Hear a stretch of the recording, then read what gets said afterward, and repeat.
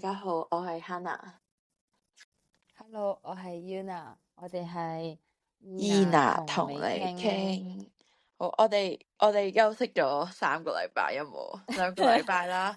我哋好忙嘅。三個禮拜。係啊，3個禮拜，我哋做咗好多嘢，我都去咗個旅行，去咗幾個旅行啦。之後係啦，讀咗好多書，真係係啦，讀咗好多書。我哋呢排都好忙，所以我哋就休息咗一陣，就係咯。我哋而家又翻返嚟。我哋冇全副咯，即係我哋唔嘈，我哋真係過咗嗰個禮拜錄完嗰個禮拜。係啊，但係都好嘅，其實即係新鮮 more 滾熱辣 updated 啦，係啊，熱滾熱辣。新鮮滾熱辣。係咯，咁我哋今日就講一個我都幾中意嘅 topic 啦。咁我哋今日會講港劇咯，即係真係香港嘅啲劇集咁樣啦。咁我哋頭先喺度諗翻咧，即係如果港劇嘅話咧，真係我哋以前就真係睇 TVB 咯。即係反而我而家冇睇咯，係咯。但係以前即係而家就多咗好多啦，即係 ViuTV 就而家真係崛起啦，同埋即係有更加多唔同嘅劇啦。但係以前我哋細個嗰陣時就真係睇 TVB 劇比較多咯。咁我哋就係，但係嗱，你即係戴翻個頭盔，但係我係中意以前啲劇多啲嘅，即係以前真係我覺得好睇好多咯。即係我唔知係咪因為嗰陣時得即係電視咯。定係點啊？我唔知，係咯。係啊，嗰陣時係睇電視，你唔會睇 Netflix 咯。哦，係啊，或者 Disney Plus 嗰啲，你都唔會去睇。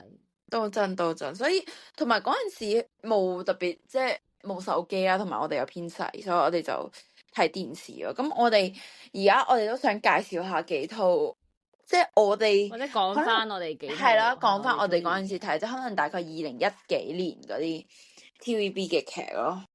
咁樣，咁我想介紹第一套咧就係姜啊，咁係謝安琪啦，同埋鄭嘉穎主演嘅，同埋陳凱琳。咁我覺得呢套戲有啲特別啦，唔知你有冇睇過嘅？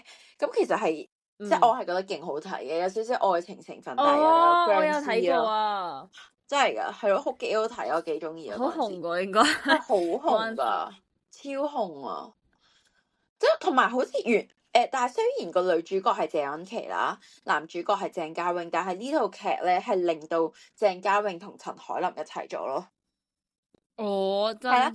係啊，咁呢套劇就大概係講關於即係有啲僵屍啦，即係有啲係不死人啦，咁不死人就會殺僵屍啊。咁鄭嘉穎就係其中一個不死人，咁佢就會去殺一啲僵屍。咁係好峰迴路轉嘅，同埋都幾好睇咯。咁又講話謝安琪原來10幾20年，即係好多年前原來係僵屍，但係點解佢會變咗唔係僵屍咧？即係呢啲就可以去睇下，係好睇嘅，有愛情啦，之後有動作，同埋嗰陣時對我嚟講咧，即係已經我記得呢套劇都好多年前嘅啦。嗰陣時對我嚟講係好，即係我覺得好多，即係好動作場戲好多咯，即係好多特效咯，已經對我嚟講嗰陣時係，所以我都真係幾中意咯。我覺得大家可以睇一睇《姜》呢套劇集，即係佢個名好簡單，姜咯。我記得嗰陣時我睇咧，我真係扮僵屍添咯，係真係咯，係啊，係咯。你有冇咩係咯？你記唔記得呢套劇啊？我唔記得啲內容，但係咧，我有另一套僵屍相關嘅劇好中意啊！但係我係中意《我和僵屍有個約會》。哦，我知呢套啊，嗰套嘢係好經典啊，真係1998年第一次播嘅。咁但係我睇嗰陣時咧就已經即係亞視㗎啦，呢個就唔係無線嘅。咁呢套咧，我係喺應該係一係亞視重播嗰陣時亞視未執笠啦，咁所以細嗰陣時突然間見到亞視重播咧，之後我阿爸又有睇，之後佢又好中意啦，咁所以我就跟佢一齊睇咁樣。OK。咁呢套嘢咧就係尹天照同埋萬依文係主演啦，我唔係好記得啦，真係。但係呢套嘢其實係講僵屍同埋西洋吸血鬼兩個一齊咯。咁之後佢就即係有少少同可能嗰陣時傳統嘅僵屍有啲唔同咯，即係講緊話，即係可能你吸嗰啲人嘅新鮮血唔係淨係 for 你要傳宗接，即係唔係 for 生存咯，係啦。咁可能佢都有個愛情喺入邊嘅，即係佢有好多愛情故事啊，同埋同埋佢有少少即係我最印象深刻就我見到啲中國殭屍喺度跳下跳下咯，我好記得佢哋係我好似都有啲印象，我有睇嘅，即係有個符喺個前面，之後喺度跳下跳下，之後同埋佢有少少都係有講日本嗰啲歷史啊，好似係同埋嗰陣時嗰啲叫咩特效啊，係有少少年代感嘅，但係我覺得都幾好睇啊。其實我應該睇咗兩次、3次，我唔知啊。每一次佢重播都有睇嘅。咁但係佢啲妝同埋佢啲特效，我覺得佢都幾俾心機咯。同埋啲細路仔都演技好好，我覺得真係唔止係嗰啲大人，即係連啲細路仔都係啊，我覺得真係不錯。即係我同埋我和殭屍有個約會啊嘛，係咪啊？有個第二季，我唔記得個劇情咯，但係我呢套戲好經典咯，真係。係啊，任達華嗰啲都有出現嘅。係啦，好多出名嗰啲人，張慧儀啊，張文慈，唔同，即係好多人都有拍。好，唔係我想今日佢，我而家好想介紹係你嘅做法。好快，你因為佢好紅咧，所以佢都有第二季啊。咁即係大家即係雖然佢有啲舊啦，我都唔知聽緊嘅人可能其實都已經睇過晒啦。咁我覺得大家但可以介紹下咯，即係唔係或者可能可以重播咯。佢有個3嘅，同埋佢有個3嘅，佢有去到第3季，第3季就04年出咯。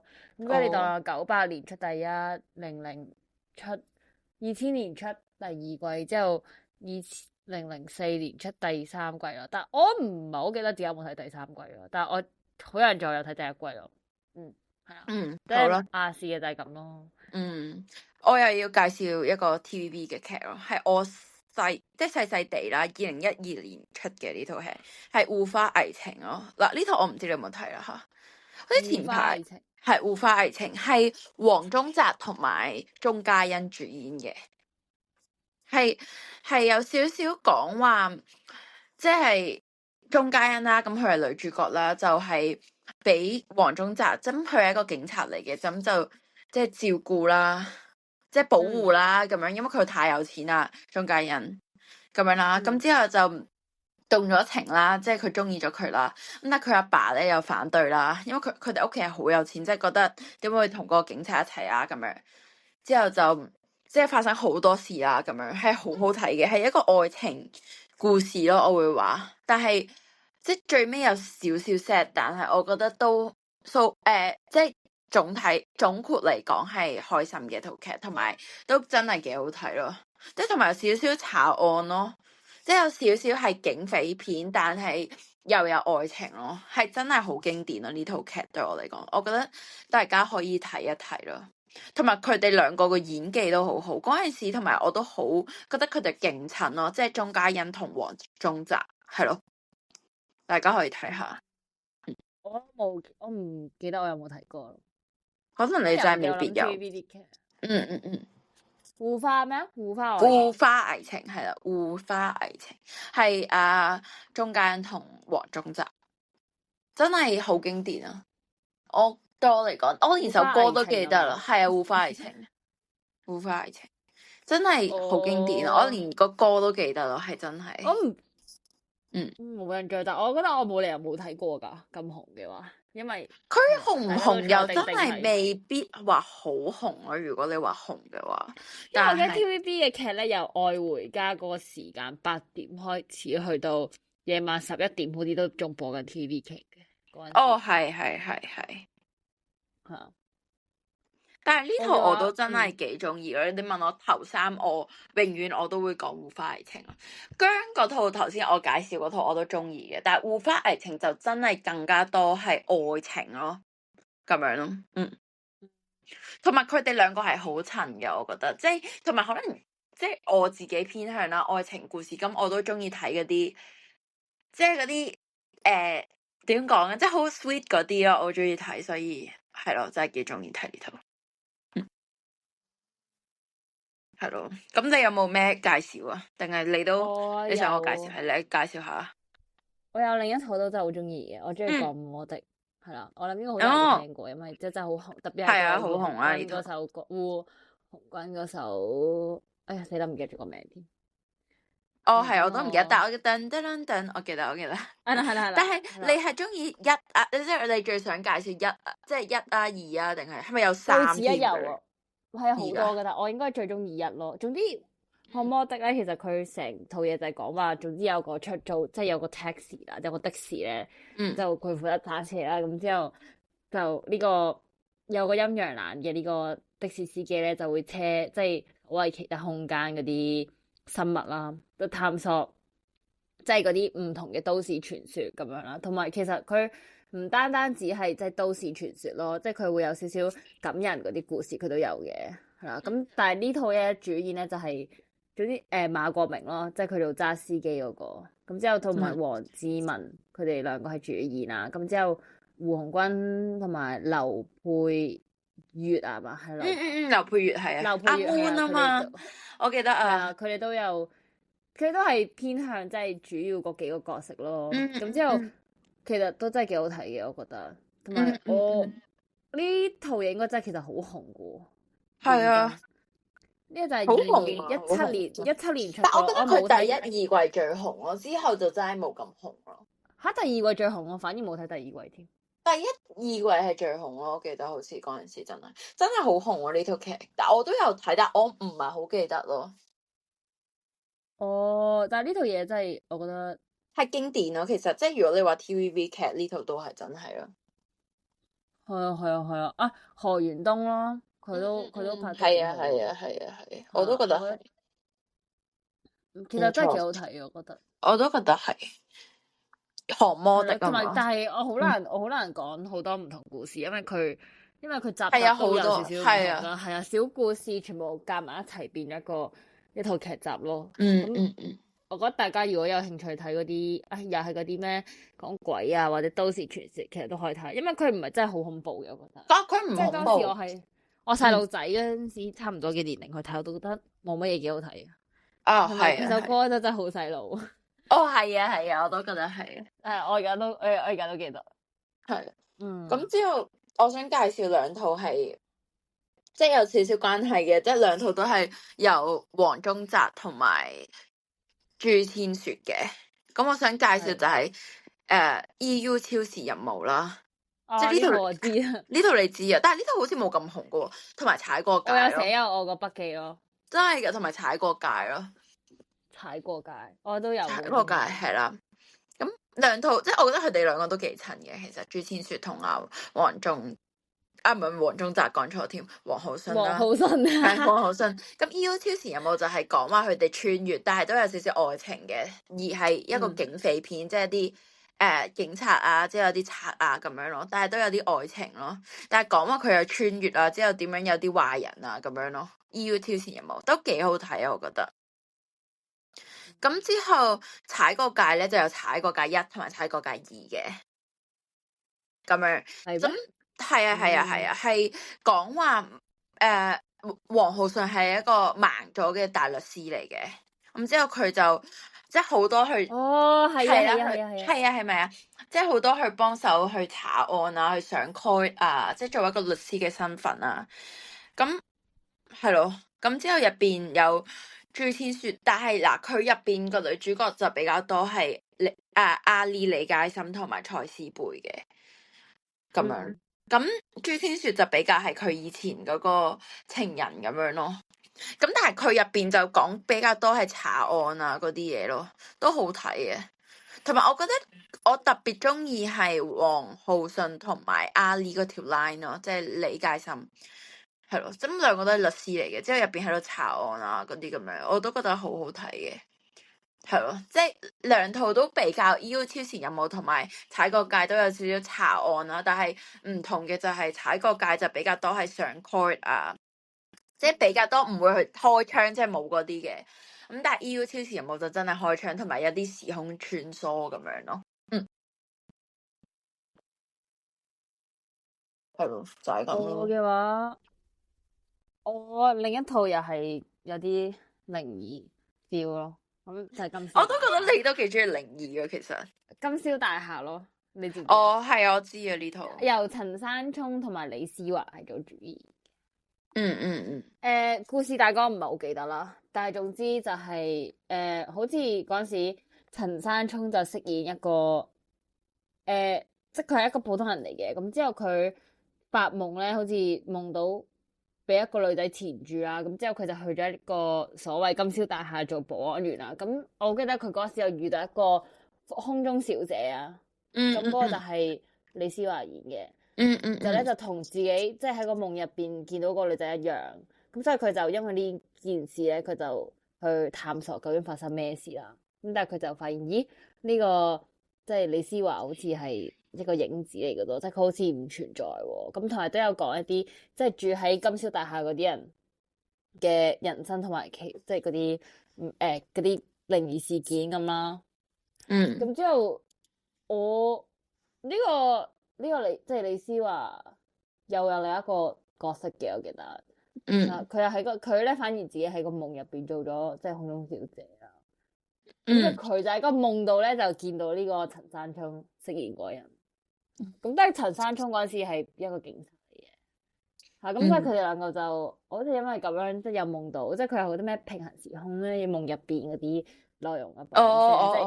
係啊，所以佢有一個scene，即係有一個分鏡咧，係嗰啲佢哋着古代衫啦，係啦，古代衫咁嗰啲咩死我唔敢講幾多年代，總之就係嗰啲好係啦，總之就係古代衫啦，即係嗰啲咩舞會嗰啲啦，我記得好記得。咁但係佢哋最尾好似有一齊到，我估我唔係好記得。但係咯，即係我幾中意睇呢啲，即係啲有愛情嘅。其實 TVB 嘅其實大部分都有愛情。我都覺得係。乜我就頭先想講話，其實好，但係其實好多劇入邊都要有少少愛情嘅元素咯。其實都比較多劇都有咯，即係尤其是可能 TVB 啦，真係好多愛情嘅元素，我覺得好似都一定要有咯。真係，我覺得你都幾中意嗰啲，即係有啲靈異咯。你其實係偏較中意靈異，我係我有印象嗰啲，淨係得嗰啲咯。係咯，係。但係我睇咗好多套。我都睇咗好多套，但係我覺得我偏向係中意即係可能有啲即係查下案啊，用下槍之後愛情咯。即係我都幾會睇愛情咯，其實或者查下案啊，打下交啊嗰啲咯。其實我都幾中意睇 TVB 嗰啲家庭劇啊，即係咩老表你好夜啊，或者係啊。但係我想補充一個嘢啦，嗰啲啊。我想補充一個嘢就係咧，你頭先講翻陳山聰嘅咪，之後我諗起，即係我介紹嗰度姜咁都有陳山聰啦。咁但係個重點係咧，前嗰排啦，我就喺條街度見到陳山聰啦，即係咁啱撞到佢啦，咁佢拖住佢個細路仔啦，即係佢真係着到好似成個即係僵屍咁咯，即係佢真係着晒黑色啦，即係勁有 fashion style 啦，即係因為我係真係個感覺係由細睇到佢大咯，陳山聰，即係我見到佢嗰下我就哇咁樣咯，即係佢拖住個仔咯，仲要喺銅鑼灣嘅街頭咯鬧市咯，戴住頂帽咁樣咧，好有型咯，真係記憶猶新咯。但係我覺得唔係我想問下你咧，你覺得一套劇啦，即係你覺得內容緊要啲啊？即係當啦香港嗰啲劇啦。內容緊要啲啊，定係嗰個演技緊要啲啊，定係有冇咩其他嘢咧？即係定係嗰啲特效啊嗰啲？因為我係覺得內容都真係幾緊要咯。我覺得係內容，但係演技太棘都唔得，即係太唔掂都係都係。即係你達到最低最基本嘅要求，我就 OK。但係我覺得我哋介紹嘅呢幾套劇嗰啲演技都唔錯咯，即係算係咁咯。都好紅啊，因為我哋介紹呢幾套。係啊，同埋我覺得都有少少，即係我唔知，即係我哋會覺得好似都代入到個劇情咯。有陣時，即係我可能我講緊啲劇啦，我至少我都會代入到個劇情咯。真係啊，真係，即係我明。係啊，即係真係，即係我會覺得演得都唔錯咯。即係好似《護花危情》，我會覺得哇！即係嗰陣時細個，我真係覺得哇，黃宗澤同埋鐘嘉欣一定有一齊過嘅。即係嗰陣時細個唔識啦，即係我會覺得佢哋真係好一齊咯。即係我個感覺係，即係嗰個痛咧，嗰啲愛情啲痛我都有痛咯。但同埋，我覺得其實一首歌唔會令到嗰套劇紅咯。咁其實可能都會嘅，我唔知喎，你覺得咧？一首歌啊？會唔會令到嗰套劇紅？定嗰套劇紅我會未必會令到嗰套劇紅，但係你會令到唔係？我覺得個劇令到個歌紅，我都覺得係劇令到歌紅咯。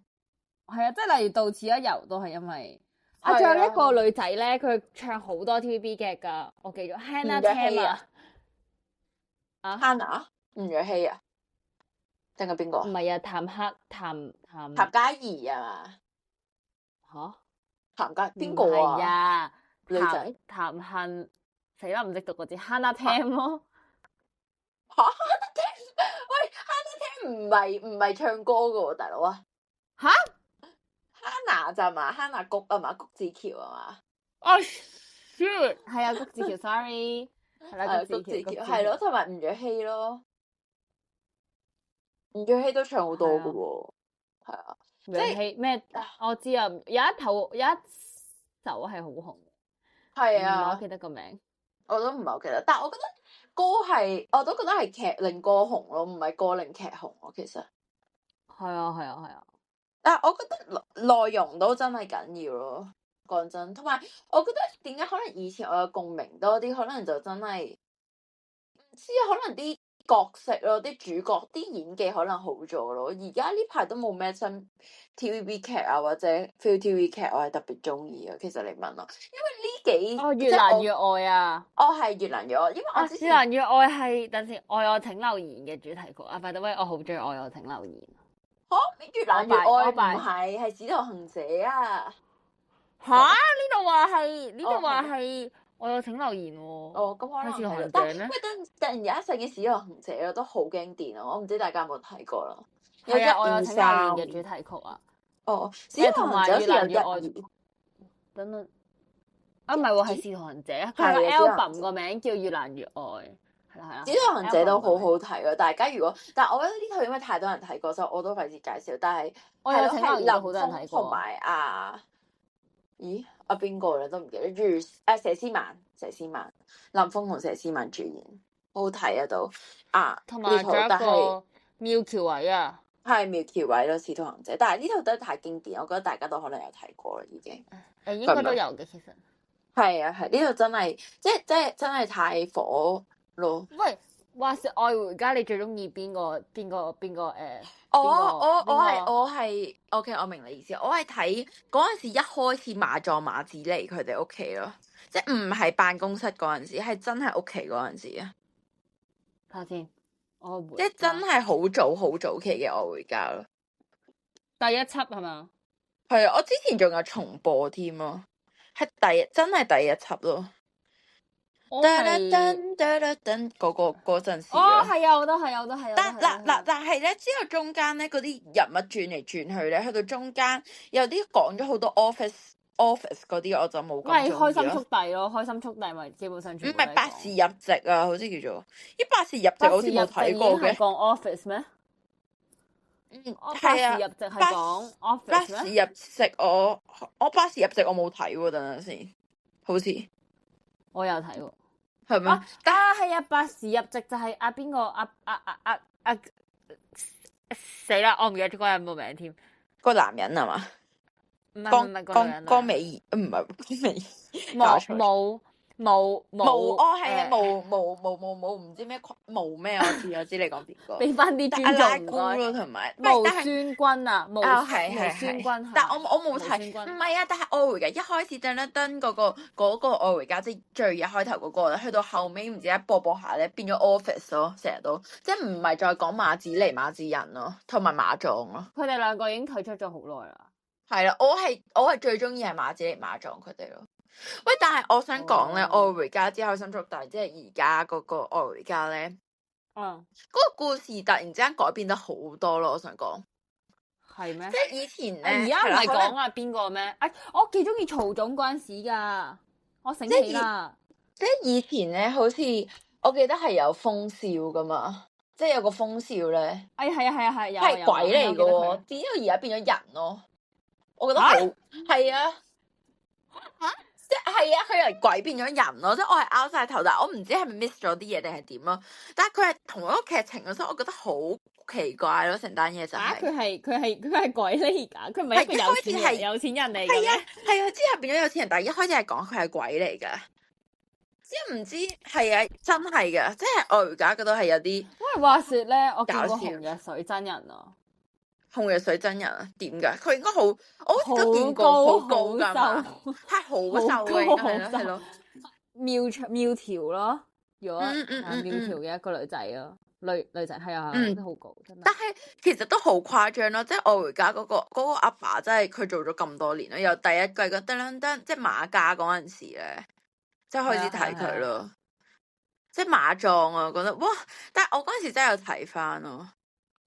講開又講啦，嗱、這、呢個即係雖然我而家真係好少睇 TVB 啦，但係我想講我而家知開心速遞而家即係我知有啲人講啦，即係而家我呢排好都幾中意嗰個 GM 同埋嗰個女仔葉倩文一齊咯。唔知你有冇睇到呢單嘢？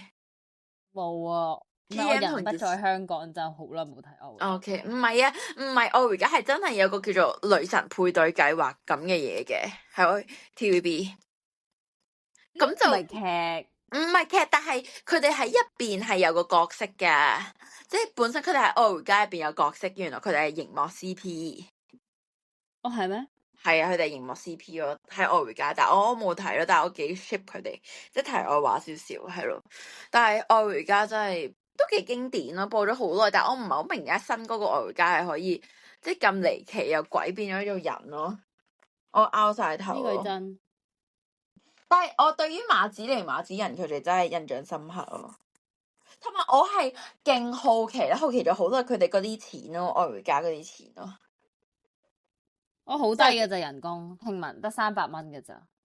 唔係，好似係真係得300蚊有啲啦，但係男女應該唔會喎。我覺得嗰啲即係紅藥水嗰啲應該都高人工，佢哋淨係拍嗰套啫喎，大佬。我又真係唔知喎。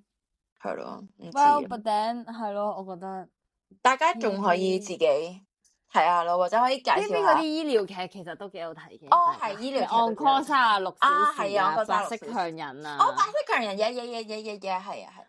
係啊，好多都大家可以 comment 下有啲咩，或者唔一定愛回家，或者而家 ViuTV 啊，或者開電視好似就冇咩劇咯，但係 ViuTV 就有。跳躍生命線嗰啲都幾好睇。哦，係啊，大家可以 comment 下咯。即係介紹下我哋都好中意嘅 TVB 劇，係講5個女人，佢哋由細識到大，之後講到佢哋生完仔之後，一個 bar，一個女人一個 bar 係嘛？啊咩3個女人一個 bar，5個女人一個 bar。係嘛？有啲咁嘅嘢嘅咩？我唔知喎，你頭先講嗰套咩嚟㗎？咩啊？咩5個女人？咩5個女人一個巴？唔係啊！你係咪想講3個？你3個4個女仔3個巴？哦，係啊！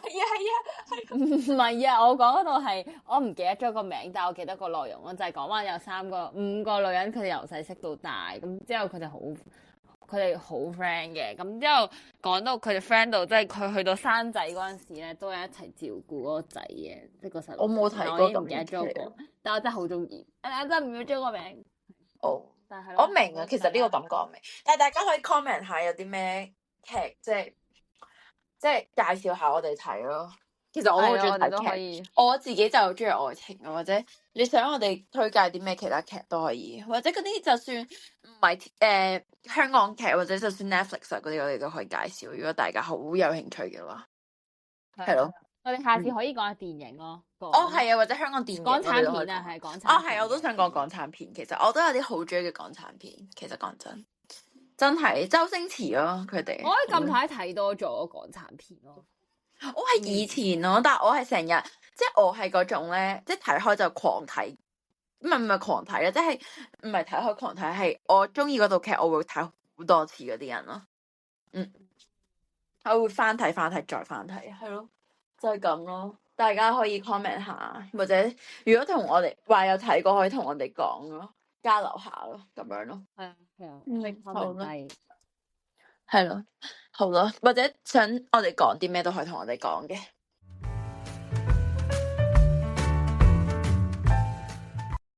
好啦，大家，我哋解吧，我哋呢個嗱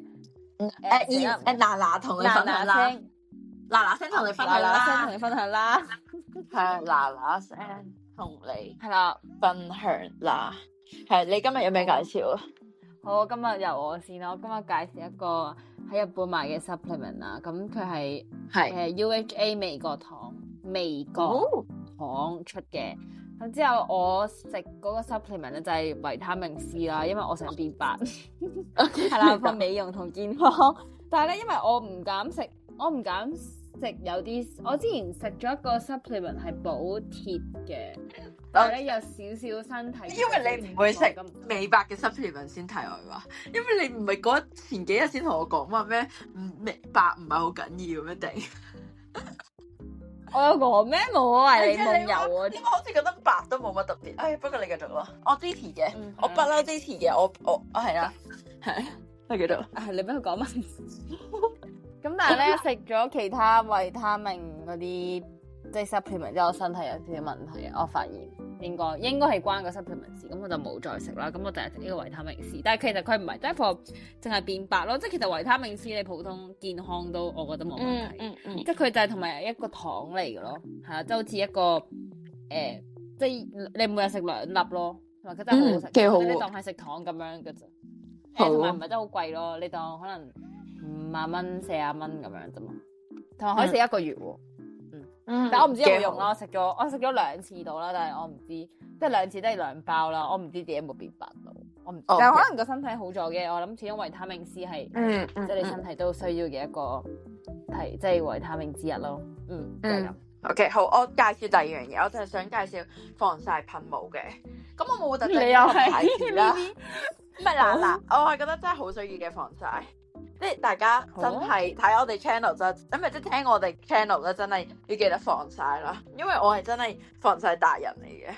即係我點解想介紹防曬噴霧啦？我下一次仲有一樣防曬嘅介紹，但係今次想介紹防曬噴霧先。咁咧最緊要咧就要揀嗰啲有 SPF 50++++PA++++ 嗰啲啦。咁呢個噴霧好咧，就係好多防曬噴霧，就算莎莎嗰啲有賣，嗰啲就好平嘅。咁你就同埋噴就方便好多咯，即係你好趕住出門口都可以噴，同埋佢唔會有啲人唔係好中意搽，覺得好熱咧，咁就可以噴咯，就清爽啲咯，同埋佢就平啲，好大罌咯，即係你只要有噴嘅話，佢都防到咯，即係你唔需要擔心話防唔到咯，你可以噴多啲咁就 OK 嘅咯，咁樣咯，所以我就想介紹嗰啲防曬噴霧咯，咁就冇特別嘅，其實莎莎啊嗰啲都有得買噶啦，同埋係價錢都好實惠啊，就係咁。好啦，大家記住防曬咯，之後係咯，可以變靚噶啦，睇我哋 channel。其實一定要變白嘅，但係防曬有好多唔同嘅好處嘅。防曬唔係啊，好緊要嘅，即係你有係啊，或者你好皺紋咯。係啊，或者唔好即係曬傷啊，真係 spray 係幾好。係可能會紫外線皮膚啊。拜拜。好啦，咁拜拜。拜拜。